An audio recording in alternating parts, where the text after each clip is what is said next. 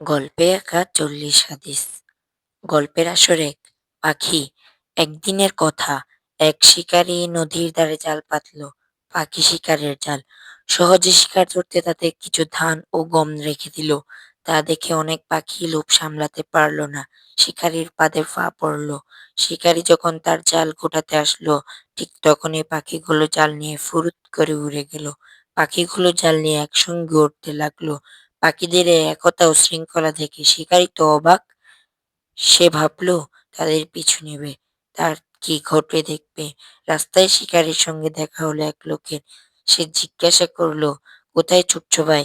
"পাখিগুলো ধরতে যাচ্ছি।" আকাশে ওরা পাখিগুলো দেখিয়ে বলল শিকারী, "আল্লাহ তোমার মাথায় কিছু বুদ্ধি দান করুক। তুমি ভাবছ এই উড়ন্ত পাখিগুলো সত্যিই ধরতে পারবে?"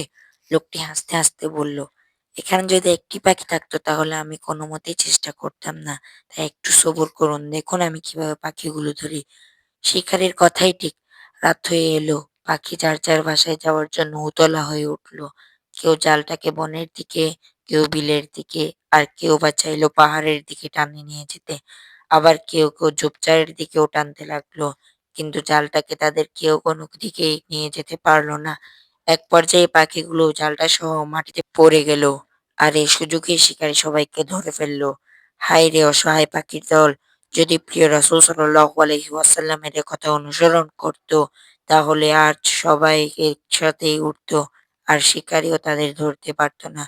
রাসূল সাল্লাল্লাহু আলাইহি ওয়াসাল্লামের হাদিস। তোমরা একে অপরের সঙ্গে পৃথক হইও না, কেননা দল ছাড়া মেষ নেকড়ের শিকারে পরিণত হয়। নাসারী। আসসালামু আলাইকুম ওয়া রাহমাতুল্লাহ। বন্ধুরা, এটা ছিল ৪০ হাদিস গল্পের আসর ১। এরকম আরো গল্পের আসর রয়েছে ৪০ টি, যা পর্বে পর্বে ধাবিত হবে। দেখতে হলে চ্যানেলটিকে সাবস্ক্রাইব করুন।